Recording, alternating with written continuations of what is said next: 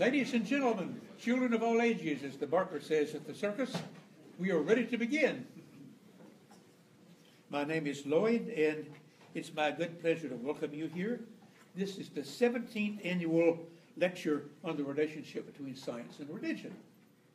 And since religion is one of the components, it's entirely proper that we begin with an invocation. And for that, I recognize the Vice President for Religious Life, the Reverend Kelly Taylor. Thank you. Let us pray. Captivating God, what a tremendous morning you have given us to ponder those great questions of life that rise from the core of who we are. We come today with a deep sense of gratitude for this lecture series that celebrates how science and theology have been and continue to be crucial forces that shape civilizations. For the likes of Augustine and Darwin, who lived unafraid to navigate the labyrinths of the natural spiritual worlds in search of a unity of truth that cuts deeper than the trivial. For our guest lecturer today, and for every scientist and every historian like him who, by their work, inspire us and teach us that good science begets deeper faith, and deeper faith enriches good science. And finally, for our donors and foundation who, together with institutions like this one, provide space and time and the resources for continued study. Lord, continue to strengthen our hearts and minds, our intellects, our spirits to grasp your goodness, that we may declare with the psalmist, the heavens declare the glory of God, and the skies proclaim the work of God's hand. This we pray in your name. Amen.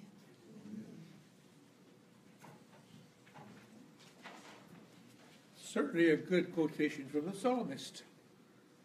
I'm told that I'm very soft-spoken, and so my natural amplifier may not be high enough. Back there in Chatham County, can you hear me? There's a thumbs up. Terrific. As you may know, this is a very distinguished lecture series. It's always featured speakers of at least national reputation and sometimes international. And so it's appropriate, therefore, that we be reminded of those who made this series possible. And for that, I recognize our distinguished president, Dr. Ben Hancock, Jr.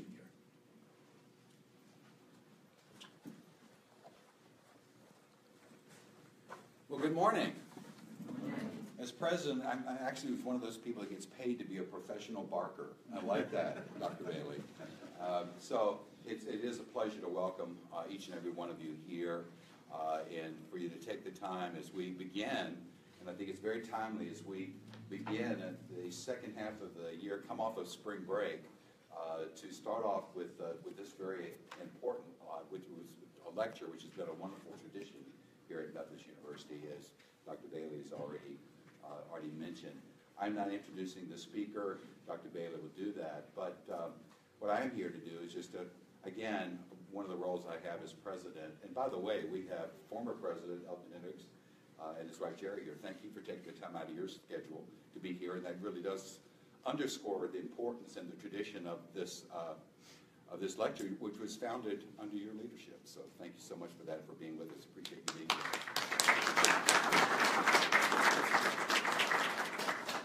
So if we look at why we're here, beyond the topic itself, it certainly is because of those who have been generous to the university. If we look at Sir John Templeton, who made the initial inaugural gift to make this possible, and then the support from Trustee Howard Bullard and his wife Marta, who really have provided the support and an endowment to allow us to be able to offer this on an annual basis. It's also not lost on me that yesterday was beginning of daylight savings time. And if we look at that, the intent behind that, although some would argue about its intent, is to give us more light.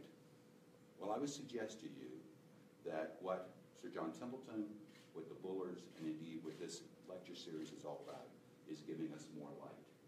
So we look forward to being enlightened, look forward to the interaction with the audience, and on behalf of the university, on behalf of Sir John Templeton, on behalf of the Bullards, welcome and glad you're here with us this morning.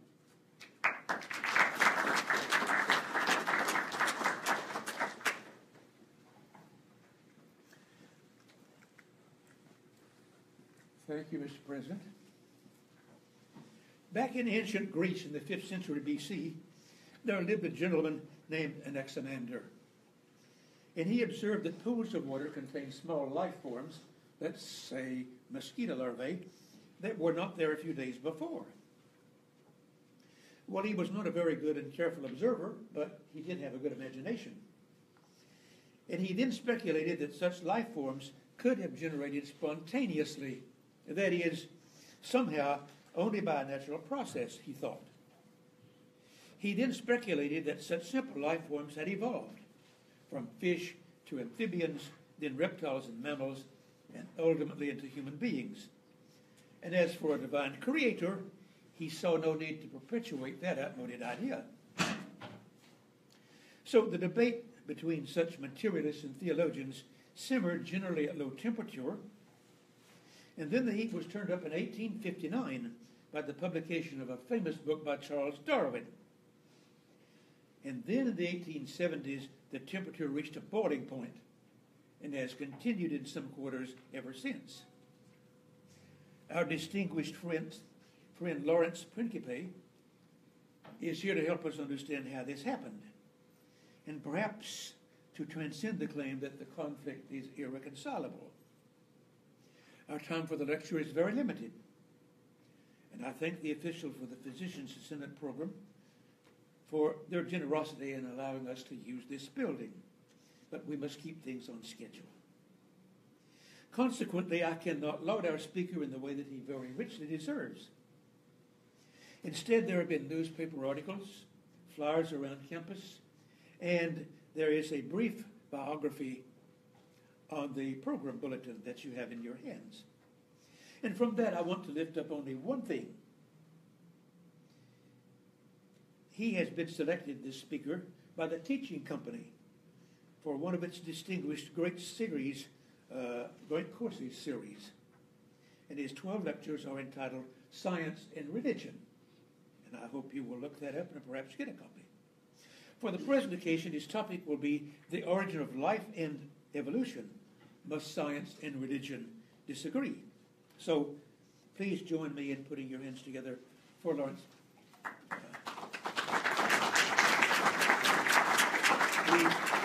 We thought that this might not happen because of the snow yesterday.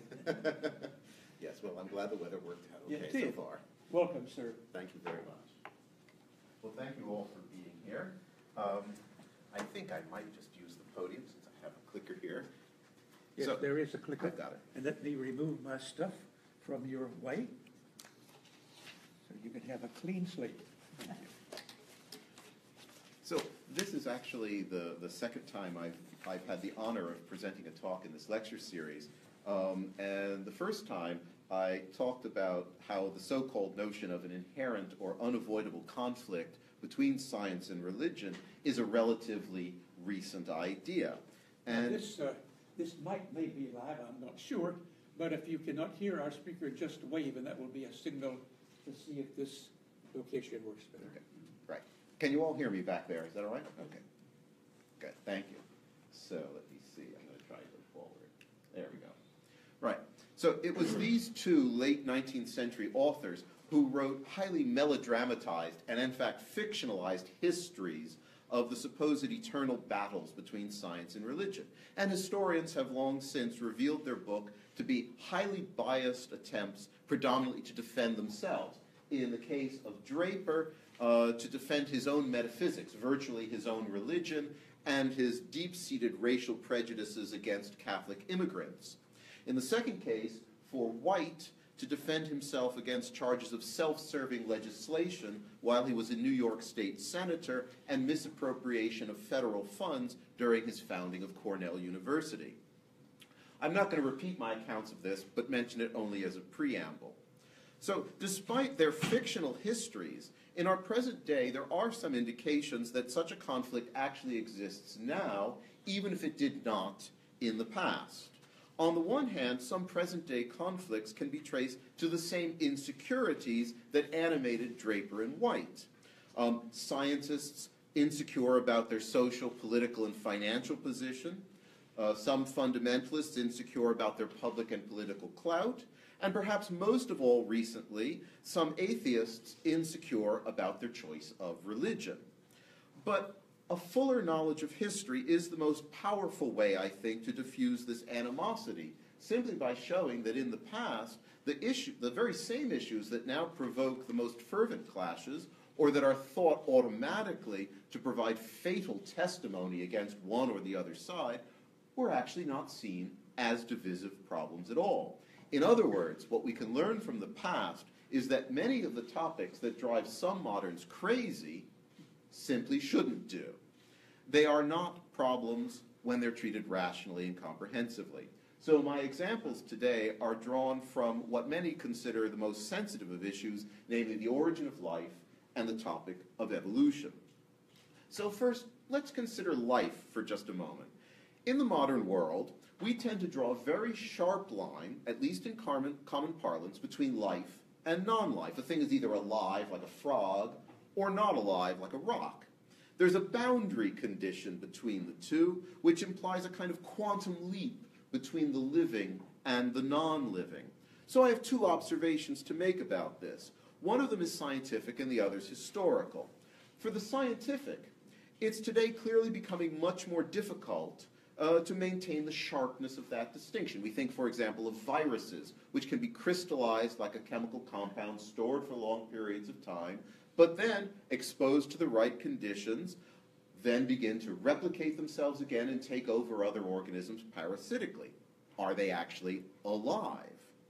The problem is, of course, we don't have a clear-cut definition of life. Now, interestingly, and here's my historical observation, while we think about life as exceptional, in other words, as something that needs to be explained, earlier generations simply did not divide up the world in the same way. For Aristotle, and indeed for most thinkers prior to the 18th century, life was simply the norm. It was not in need of explanation. And that wasn't because they never thought of asking the question. Life was, as I say, the norm for them, and thus didn't need explanation any more than we think non-life needs explanation. We don't go around asking, why is a rock not alive? So they saw a far greater continuity than we do between life and non-life. Although scientific advances, as I say, may be changing that as we speak. Well, one expression of this greater continuity between life and non-life was the widespread acceptance of the idea of spontaneous generation. That is, that living creatures can come spontaneously into existence from non-living matter. So putrefying mud generated eels, rotting flesh produced worms, and so forth. And the discovery of microorganisms following the invention of the microscope in the 17th century seemed to augment this idea. How is it possible that such myriads of creatures could appear virtually overnight from living parents? So you can try this experiment for yourselves. Take a glass of water, throw in some dried straw, let it sit for a day or two, and every drop of that liquid now be teeming with living creatures. Well, today we're taught by our biology textbooks to laugh at these notions, but that's mostly because, honestly, science textbooks like to present caricatures of historical ideas, sort of as a way of shaming you into accepting the modern scientific ones as obvious over silly old ideas. So we're taught, for example, that this man, Francesco Redi, in the 1670s did his famous experiments where he left some meat out rotting on the windowsill, put other meat in a jar with gauze over it, showed that only the one rotting on the windowsill produced maggots. So, as this is presented in our textbooks, this was the death knell of spontaneous generation. He did a simple experiment and showed it didn't work. Well, that conclusion would have been a great surprise to Redi himself. That's not what he concluded from it. So historical accounts in textbooks tend to be told rather folkloristically, as sort of moralizing tales. For Redi, it's about doing experimental control. And if you try one with the flask unsealed, one sealed, one covered with gauze, only the first one gets maggots because that's the one where flies can get to and lay eggs. And if Redi didn't abolish spontaneous generation, it was Louis Pasteur with his swan-necked flask in the late 19th century. In fact, I noticed something curious, that biology textbooks are slightly obsessive about denying spontaneous generation. I'm not entirely sure why. It's sort of overkill. But now, let's look more closely at what spontaneous generation means both now and in the past. Well, in the first place, although modern science and our textbooks ridicule belief in spontaneous generation, that rejection actually leads to a paradox. Because in the currently accepted metaphysics of science, one can't actually get rid of spontaneous generation. In short, life had to start somewhere, sometime, in other words, to arise from non-living matter. So you have two choices, really. Either admit that at least once on this planet, and perhaps on others, spontaneous generation did occur, or call in divine intervention to make it happen. Well, the second choice is an illegal move on the scientific chessboard, where only natural causes are allowed as explanations. So we're left, really, as scientists, to concede that spontaneous generation must, in fact, have occurred at least once. Now, again, paradoxically, this reduction of spontaneous generation to a single event, or at least very few events, where non-life passed the great divide into life, almost invariably, if totally inadvertently, endows that moment with a certain numinous, almost divine quality. And even sober scientists have tacitly recognized this feature by coining such metaphysical entities as the spark of life to mark out that awesome moment. Now, on the other side, religious believers who are not constrained by the rules of naturalistic science have no restriction about calling in divine action to bring this moment to pass. The spark of life becomes the touch of the divine. So what I'm trying to say here is that it was scientific ideas about the origin of life, modern scientific ideas, that identified for religious believers an exact moment wherein to call forth divine intervention. In short, scientific ideas created a unique place for a miraculous event. The identification of such a critical moment then inadvertently again marked out battle lines for a struggle between proponents of naturalistic scientific explanation and proponents of miraculous divine intervention. But wait, is the conflict at that point really unavoidable? To answer that, now I go to historical examples. The very fact that spontaneous generation was widely accepted, virtually unquestioned, as a principle, as a scientific principle prior to the 18th century, meant that earlier thinkers simply did not think that the origin of life was that big a deal. It arose automatically whenever conditions were right. The start of life didn't require divine intervention. And for the vast majority of the time in which Christianity has been in existence, the question of life and its origin was not seen as particularly relevant, either to support or to erode religious belief. Now, this idea may surprise you, but learning about past ideas often does. So let's look at a few examples that are drawn from what we might today think unlikely sources, namely commentaries on the first chapter of Genesis. My favorite example is that of the natural philosopher theologians of the 11th and 12th century Cathedral School of Chartres in France. According to one of them, Thierry of Chartres, writing his commentary on Genesis around the year 1130, God's creative activity lasted for only the first infinitesimal instant of time, bringing into existence a primordial chaos composed only of the most fundamental elements, for the medievals air, fire, earth, and water. Now, by the very act of their creation, these elements had particular properties. For example, fire being hot, earth being heavy. And these essential properties then acted on their own to complete the cosmos. Differences in density caused the elements to separate. The earth agglomerated naturally at the center of the universe, being composed of the heavier elements of earth and water.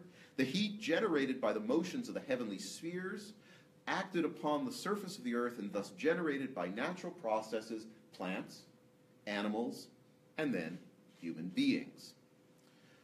Now, we can obviously critique the content of the medieval science upon which this description is based, but that's besides the point. The crucial point is actually twofold, as a medieval theologian would say.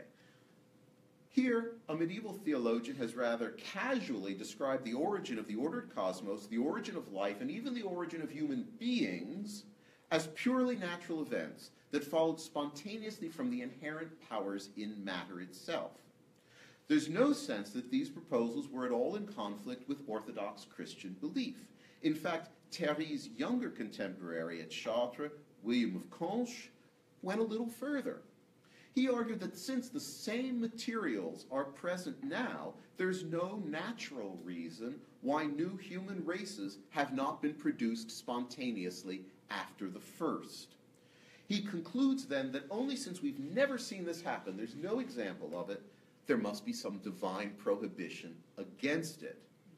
Now you should find this an astonishing inversion of modern expectations. Here, a 12th century Christian theologian at a cathedral school invokes God's action not to create human beings, but to prevent it from happening spontaneously. The second point is how the Chartrians, and indeed the vast majority of medieval theologians, were committed to naturalistic explanations. They did not call in divine action as an explanation because they considered that to be an intellectual cop-out. That's not to say they rejected the miraculous, far from it, but rather that these were positions of last resort and of a provisional nature. So we can reasonably make the surprising conclusion that the naturalistic approach to explanations of phenomena, which is a key foundation of modern science, was actually worked out and employed first by medieval theologians. So much for an unbridgeable gap between science and theology. The consequence is that modern apologists should probably not be so concerned about carving out the origin of life as a locus of divine action, as a way of protecting God from the advances of science, as if religion and the deity himself were so weak that they should need the protection of some kind of confused and fallible human intervention. If or when modern scientists succeed in producing life in the laboratory, religious believers have nothing to be concerned about. The scientists, as a medieval would say, have simply discovered and directed and utilized in a new way the properties already resident or emergent in the natural world, which religious believers have every right to say, with the Chartrians of 1,000 years ago, were made inherent within the existence brought forth primordially out of nothing by a divine and eternally incomprehensible fiat. By the same token, whoever might discover in this, who might succeed in this endeavor, would have no right to imagine to have made a discovery that rules out the need for the deity. For the inherent properties and powers of matter and energy, and the ways in which, or the laws by which they act, that are necessary to complete such a feat, had themselves to be created. So that is, scientists aren't creating the laws, merely using them as they were created. We can go a step further in this direction and mention the search today for extraterrestrial life. There are scientists who do claim that discovering extraterrestrial life would pose a serious challenge to religion. But this would be only the case if it were an unassailable religious dogma that life is supposed to exist only on Earth. I am not aware of any such. The historical record is clear that many theologians assumed that there might be life, indeed intelligent life, not very different from our own, out there. This was another expression of their notion that life is the normal state of things, that life can and will arise on its own due to the powers implanted initially in matter by God. There's a long history of speculation about life on other planets of our solar system, back to the Middle Ages. Many people are surprised to hear this. And also speculation about the possibility of other worlds beyond the one we can see, where other planets orbit other centers and where life, too, might flourish. Even the most modern and wild of scientific speculations, that of the multiverse, where each possibility creates a branch of existence of its own, has in fact a counterpart in medieval theological speculations. In the 13th century, Alexander of Hales, I found this painting in a little out-of-the-way museum in Italy, and I love this painting. It's the only painting I know of Alexander of Hales, and I feel for him trying to squint through his glasses to see reading as I get older. Alexander of Hales, professor of theology at the University of Paris and a Franciscan friar, wondered whether Christ would still have been incarnated if man had not fallen into sin. If not, might there be another world where man did not sin and so had no need of a redeemer? These speculations opened up the theory of possible world, which is still discussed today. Such theological speculation in the hands of other theologians extended to other planets. Do the beings of other planets know the difference between good and evil? Have they, like us, lost their primal innocence and chosen to sin? If so, have they likewise received the grace of a Redeemer? And would it in fact be the same divine Redeemer, sacrificed either again and again on different worlds, or perhaps simultaneously on all possible worlds? I'm not making these questions up. These are questions that were asked seriously in the Middle Ages and debated, without any sense of conflict or unorthodoxy. As I mentioned at the start of this talk, it's not only the origin of life, but also its subsequent evolutionary development that forms a frequent flashpoint for conflicts today. After what I've already said about medieval theologians having no problem with suggesting that human beings arose spontaneously, you should see that evolution also need not be a problem. But rather than leaving it there, let's take a little look closer to our own times. This is out of my comfort zone. I'm very comfortable in the Middle Ages and the early modern period. We're going to have to come down to what I consider journalism, which is the 19th century. I had a very bad relationship with the 20th century. The 21st, I don't even want to talk about. So Charles Darwin, there he is, proposed three main ideas in his 1859 Origin of Species and 1871 Descent of Man. First, the concept of common ancestry, that all species originated from one or a small number of ancient organisms. Second, the concept of variation of species by mutation, namely that new species arise spontaneously from old ones by random mutation. And third, the most difficult of them, natural selection as the mechanism of speciation, namely that out of the many variations that arise, only those that enhance survival and reproduction are naturally selected to be passed on to the next generation. First, I have to stress that species evolution was not a new topic in 1859. What's new for Darwin is specifically natural selection. Evolutionary changes in species had been proposed and discussed at least since the 18th century, so for 100 years before Darwin published. More problematic was the impact of random variation and natural selection on a tradition then thoroughly entrenched in Anglophone culture, namely natural theology and the argument from design. This foundation, upon which English religious apologetics and proofs for the existence of God proofs, had been built for almost 2 centuries in the English-speaking world, and it was undermined by the concept of random variation and natural selection. In short, awe-inspiring anatomical features like the eye and the human hand, rather than being seen as exquisite contrivances that bore witness to divine design, wisdom, and beneficence, were now seen as the cumulative product of minute random variations selected naturally and statistically by environmental pressures and more successful reproduction. In short, according to Darwin, what we see as design is in fact the result of inherent natural processes. Darwinism thus threatened to pull the rug out from underneath English religious apologetic. So, as an example of this, of the response, in 1874, the Princeton Presbyterian theologian Charles Hodge wrote a book entitled simply, "What is Darwinism?" And he answered the question very bluntly. It takes 73 pages of reading to get to that answer, but his answer is bluntly, Darwinism is atheism. Now, significantly, Hodge came to this conclusion largely on the basis of the impact of Darwinism on natural theology. He found it, and I quote, absolutely impossible to believe that the eye is not a work of design, and that denial of design in nature is virtually the denial of God. Now, I think it is safe to conjecture that if, it's hard to do conjectural history, but I'm going to try here, if the Anglophone world had not chosen to build so large a tradition of natural theology over almost 2 centuries, and had it not come to rely upon it so heavily for the simple proposition of God's existence, then natural selection would not have provoked so strong a religious response. It's a sort of putting all your theological eggs in one basket, and along comes Darwin to upset that basket.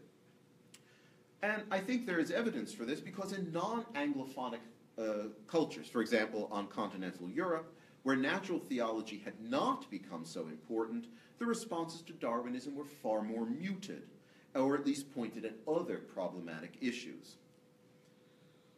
So, despite the objections of Hodge and some others, other religious leaders saw the general concept of evolution as actually consistent with a divine plan, and some even saw it as proof of divine purpose. A sense of progress in nature spoke to purpose and design. So evolutionary schemes very rapidly in the late 19th century could be subsumed into a revised natural theology. The idea of gradually developing complexity in nature fit very well with the idea of a providential creator and a divine plan. Now, it's true, Darwin later rejected this kind of progressivism, but this proved hard to argue from the fossil record, which shows more advanced forms coming later. And additionally, the idea of progress in nature harmonized very beautifully with the social conditions of the times, that is, the Victorian idea, political idea of progress. But natural selection was not the only issue. Some observers objected to the common origins aspect because they found the lower origins of man undignified for a creature made in God's image. Nevertheless, others did not see a problem. An example is A.H. Strong, an American Baptist. He argued in his 1886 Systematic Theology that human beings are no less human even if evolved from lower animals, just as, in his words, the wine that Christ made miraculously at the wedding of Cana was no less wine from having once been water. Now, to show how the science-religion dynamic changed in very short order after Darwin, consider this man, B.B. Warfield, who was a conservative Presbyterian and Charles Hodge's successor at the Princeton Theological Seminary. Yet, unlike Hodge, who was much older, right? Hodge was about 60 years older. Unlike Hodge, Warfield saw no problem with evolution. He maintained, quote, "There have been many evolutionists who have been and have remained theists and Christians." In fact, although Warfield was a formulator and very vocal proponent of the doctrine of biblical inerrancy, he also stated plainly, and I quote him again, "I do not think there is any general statement in the Bible or any part of the account of creation, either as given in Genesis 1 or 2, or elsewhere alluded to, that need be opposed to evolution." Now, interestingly enough, Warfield accepted evolution in part because of his study of historical theological sources, in particular the work of Jean Calvin. He noted that Calvin held that a primal indigested mass, as he called it, of the initial creation, I quote again, passed into the form of the ordered world we see, including the origination of all forms of life, vegetable and animal alike, inclusive doubtless of the bodily form of man by the action of natural causes. And this, he adds, is a very pure evolutionary scheme. Now, Calvin was able to make this claim because he was heir to and aware of the medieval speculations about creation and the action of natural causes that I mentioned earlier. So I think the most important point that people today should know about the reception of evolution is this, that 19th century religious leaders and theologians expressed almost every conceivable response to Darwinian evolution, from the positive to the negative. And the very same is true of the scientists. Both scientists and theologians were scattered from one end to the other of the spectrum. The 40 years following Origin of Species saw many discussions and divergent positions in both theology and science towards evolution. Now, what is also important is the most negative responses were the early ones. And this is hardly surprising, since that's often the usual reception of new ideas. By the 1880s, however, a shift towards accommodation was evident, as we see in the shift from Hodge to Warfield, for example, such that by 1900 there was nearly universal acceptance by both scientists and theologians, universal acceptance of the reality of biological evolution, even though there remain some doubts about the role of natural selection and its mechanism. Conflicts with Genesis had been solved because by century's end, most theologians were reading Genesis 1 as a creation myth containing spiritual truths expressed in a poetic language. And in this sense, really, they were putting into practice the rules of biblical interpretation enunciated by St. Augustine of Hippo in the early 5th century and had been used as a matter of course by the medieval theologians I mentioned. Thus, viewed from 1900, evolution did not present a point of conflict between science and religion. Well, so what happened? The peaceable interaction between scientific ideas and theological notions did not last due to the rise of fundamentalism in the second decade of the 20th century in the United States, rural parts of the United States, a movement that Warfield himself criticized as shallow.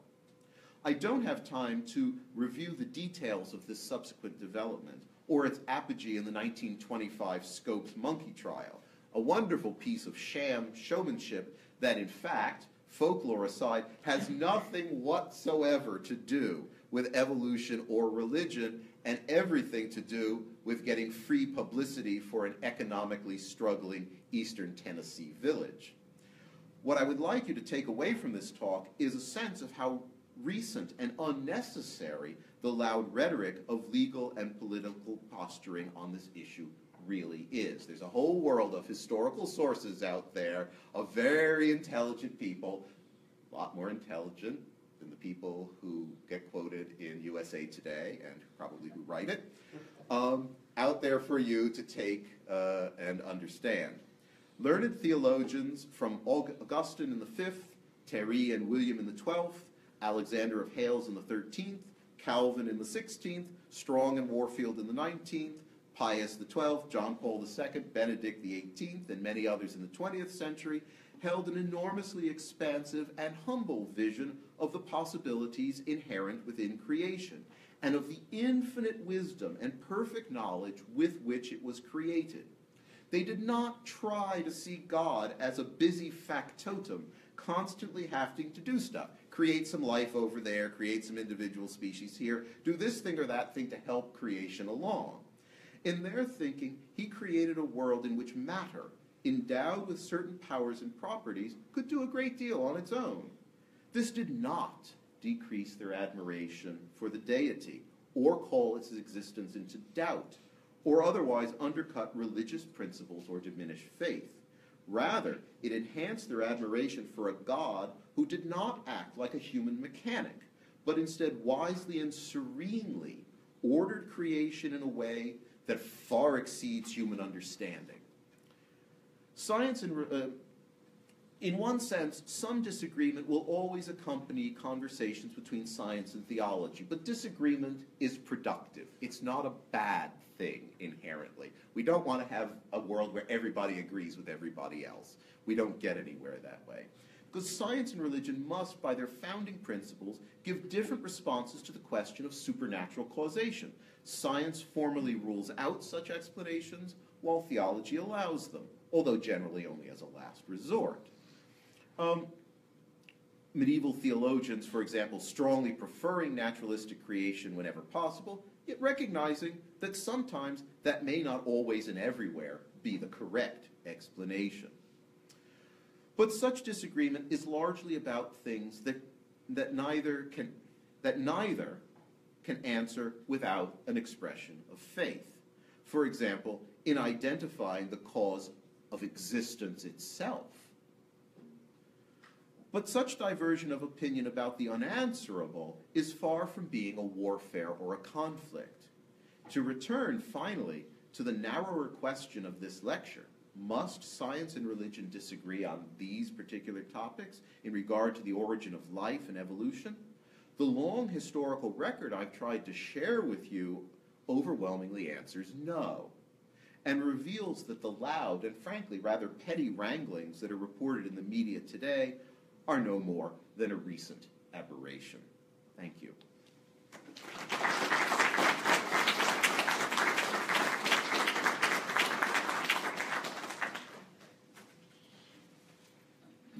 Well, these are very insightful, very useful remarks. Thank you. They need to be known by many clergy and educators. Now, I wonder, are they now in print or will they soon be? They are in print, but you know, that's always the problem with us professors, right? We write for other professors. And that's a problem. We need to, I think, the professoriate in general, everywhere, needs to take seriously our educational function and write at least one book in each of our careers that speaks to the broader public. I mean, we encourage you to do that? Yes, I took a little time off to do that. Now I'm back writing a monograph with, you know, footnotes where the text floats on it like an oil slick. But at some point I will get back to a more popular writing, I hope, which I hope other people will do as well. Anything more specific than at some time? No. After I retire, maybe. I don't know. That's far in the future. Yeah.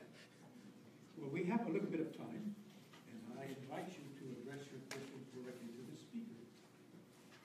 Yes, I wonder, in the position that you mentioned could be misunderstood as deism without a doctrine of concurrence. Yeah. Right. Yeah, that's the problem. But that's the problem essentially with all the so-called proofs of the existence of God. That's what natural theology automatically leads you to. It won't lead you to the Christian God. It might lead you to a creator, but maybe one that's totally non-providential. Well, concurrence is the idea that God continually holds everything in existence. Right. Yes. Right. The idea that why do laws actually operate? That's the question, as I understand concurrence, to explain, or one of the things it could explain, that we like to. I've had this argument with some of my colleagues over in the physics department, and when I say why does something do something, they give me a law or a mathematical expression, which is a brilliant description of what's happened, but it doesn't actually get to that horrible question that we can't answer about causation. What really makes the world obey laws? I mean, rational people obey laws, but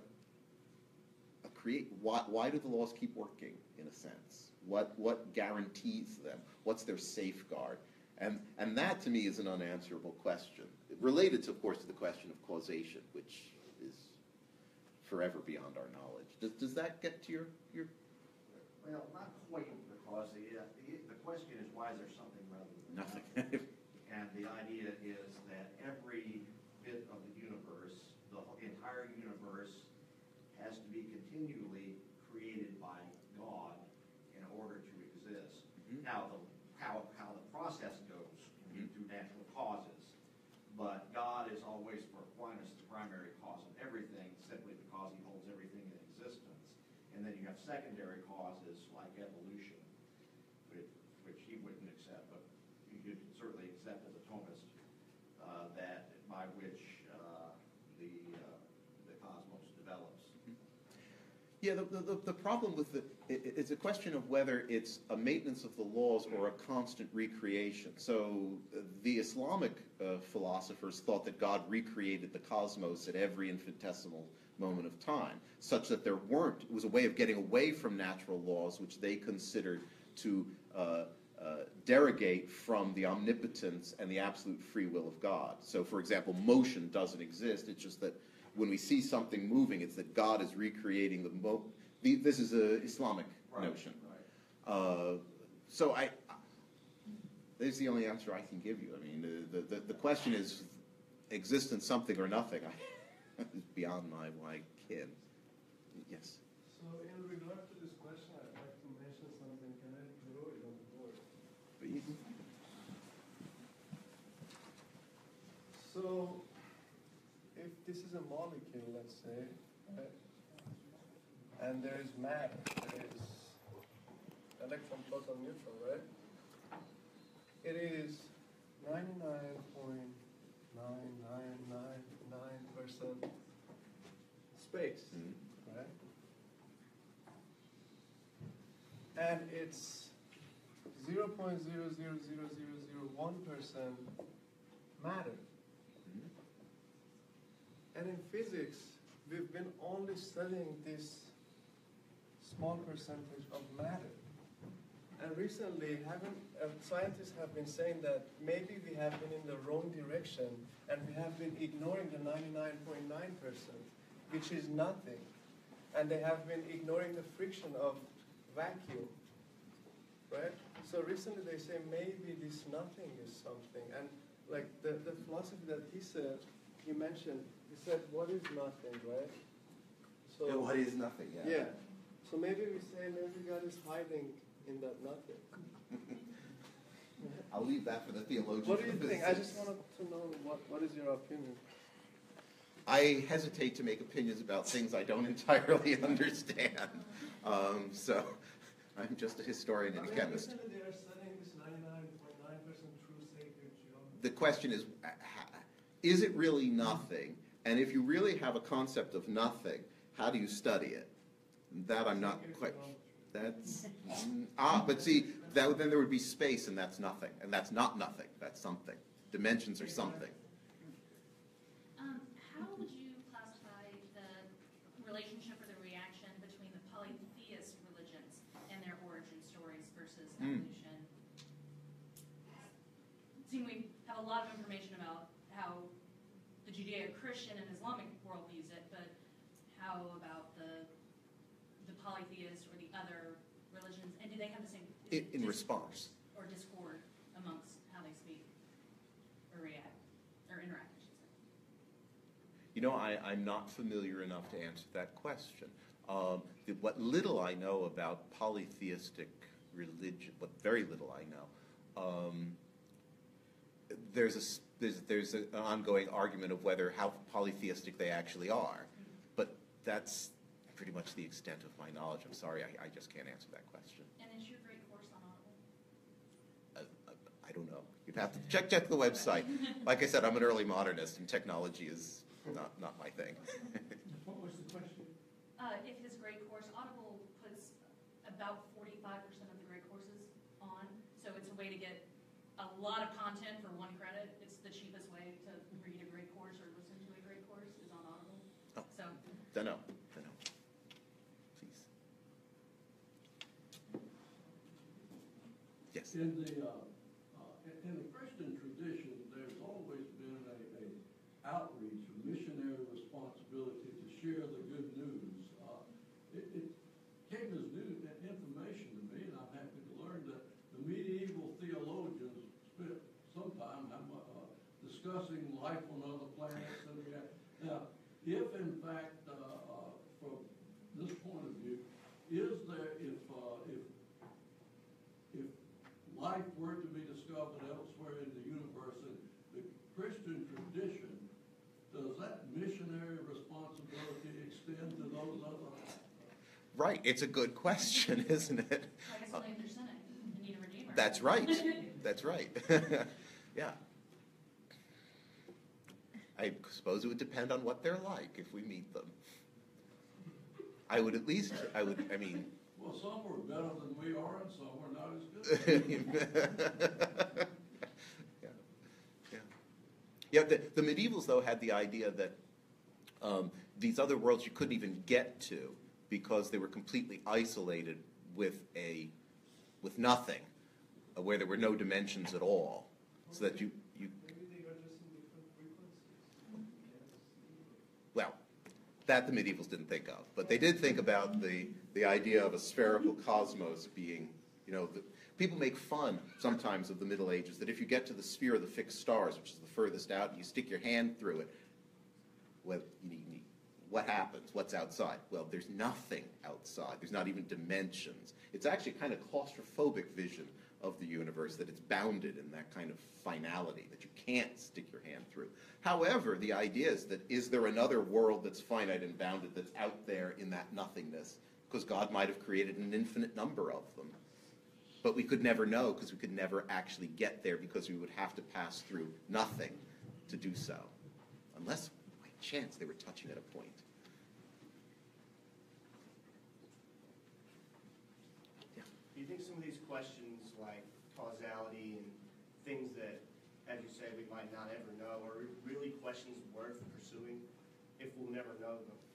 Because coming from the scientific community, I know we focus on observable things, and then we try to reproduce them, and we try to learn from them. It's sort of a way of holding ourselves accountable, which is something that a lot of religious folks tend to not do. And I'm not saying all of them, but you sort of hold to something that you've held to for your entire life, regardless of what it says, or regardless of what the best way we've come up with as humans to test those things said. So thinking about those things, it really wouldn't change a lot of the ways that people think. So why do we continually have this sort of animosity, which I think stems from the want to know the actual truth, rather than, why do we focus on these things that, unless we discover a way that it will alter the way that we think and the way that we, view life, why do we continue to pursue them? Well, I can't answer the why, but I can agree with you that one of the problems that we see both in the sciences and in religion is this sort of necessity or absolute certainty of being right. Mm-hmm. Because honestly, both science and theology should recognize that the important part where we grow is actually in doubt. If you don't have doubt, you don't have faith. And if you don't have doubt, you don't have any room to grow or to ask real questions. So, well, I think that faith in each different side of the discussion means different things. That, so well, you faith see, is confidence, sort of, in the scientific community, and faith in the religious community is more of believing something in the lack of it, in the lack of the evidence. So that those definitions are, you can't superimpose those definitions because they mean different things to different people, and it's the same word, and people use them interchangeably. I'm not sure that they're actually that different upon analysis, in the sense that they are using what we see and what we experience to make an expression about what we don't see and don't experience. And I think it's wrong for religious people, honestly, to consider faith, to see doubt as a sign of weak faith. Doubt to me is a sign of strong faith. I think that maybe preachers from the pulpit who criticize followers for having doubts are really on the wrong tack. Well, having grown up in a church like that, that was pretty much the stem of my question. So, that is preached in high numbers. Yeah, and I think it's corrosive. Mm-hmm. It's corrosive to good religion. At that end of the spectrum, then you have Christian physicists. Yeah, and we also have physicists. Disconnect within the religion. We also have the problem that there are physicists who are absolutely so positively certain that they can answer questions that science, by its very metaphysics, cannot answer. So for example, we had Haeckel with his ideas of embryology saying this nullifies the deity. And in our modern day, we have Stephen Hawking saying philosophy is dead. Whoa! Maybe take a Philosophy 101 course first so you know what you're talking about. So yeah, it's a problem on both sides of understanding what humility is all about in investigating whether the natural world or the divine world. With history as an indicator, especially it seems like in our modern culture that both science and religion are being pushed to the margins. Absolutely. With history as an indicator, do you think that they are going to come together or stay or go further apart? Well, That's always the problem of the fruit of the tree of knowledge, isn't it? It's a matter of how well we educate ourselves and our neighbors about knowing something. And for me, as a historian, what I think is so important is to understand that many of the questions we have were asked by really smart people over the last 3,000 years. And we are their heirs, not just of their genetics, but of their thoughts, more importantly. And I feel that we have an obligation to give them a hearing. That, in fact, we talk about, a lot of times now, we like to talk about diversity, which is a great thing, right? But one of the kinds of diversity we don't always talk about is exactly diversity of thought. And there are all these ideas out there. Just look at the library shelves. It awes me every time I have to walk through the library. It's like, these I haven't read yet. There are so many ideas from history, so many other perspectives of people that grew up in different political, cultural, religious contexts that can enrich our lives enormously. We just have to listen to them for a little while. Take a little bit of time. Turn off the cell phone, stop twittering, and open a book and listen to what someone from the past might be telling you that might change your life or the way you interact with other people. And that's why I'm a historian.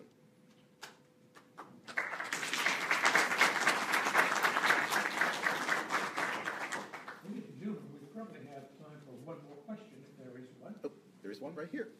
Okay, so my question is, when I look back a little bit in history, there are a good number of scientists who were Christian, who I guess a lot of people kind of argue they were trying to better understand God's creation rather than disprove it.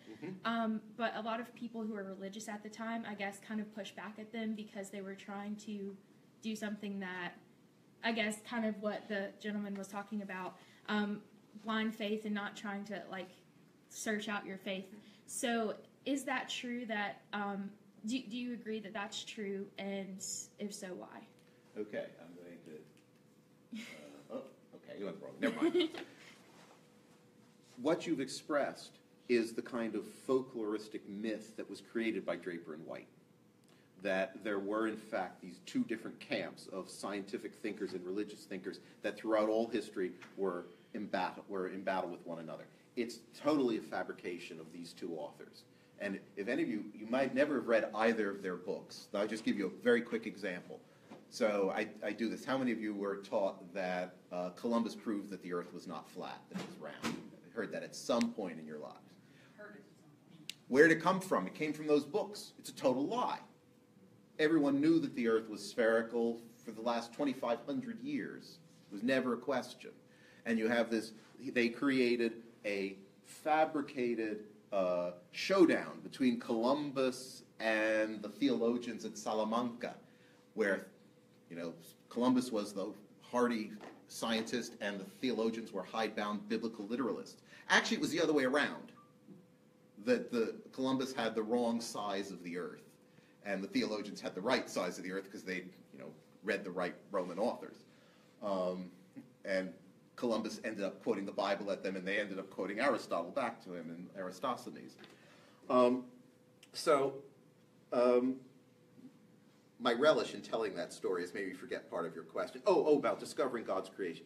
Absolutely. If you see virtually every natural philosopher or scientific investigator before the modern era, and even many into the modern era, they always saw that their work was part of revealing God's activity in the world, or God's creative plan. That this is based on the idea that St. Augustine and the patristics put together of the two books, that God reveals himself to man in two different ways. One is through the book of Scripture. The other is through the book of nature. And the book of nature, we understand by exploring nature something about God. And these two books, because they have the same author, who, unlike human authors, is very consistent, they must say the same thing. And therefore they can't possibly be in conflict with one another. So would you say the idea of, not all scientists are this way, I'm not trying to say that, but some scientists say that science is a means to disprove the need for God. So would you say that that thought came about from those two books filled with lies that you're talking about? In part, it certainly is something, this idea that science could disprove the existence of God, or the need for God, which is a strange way, if you think about it for a moment, is a really odd way of expressing it, is a late 19th century notion, which, in my historical opinion, it's part and parcel of scientists, as they emerged as a professional class at the end of the 19th century, trying to establish for themselves a teaching authority, which they did not by creating it de novo, but by taking it away from religious authorities who had held that teaching authority for time immemorial. And I'll say just one more quick thing. If you listen very carefully to sort of the new atheists, you can hear an undertone of a very kind of religious language because even they can't escape it in their speech. So you listen carefully to it. That's a very curious thing. But anyway, I think I've run out of my time now. Thank you. Are we finished?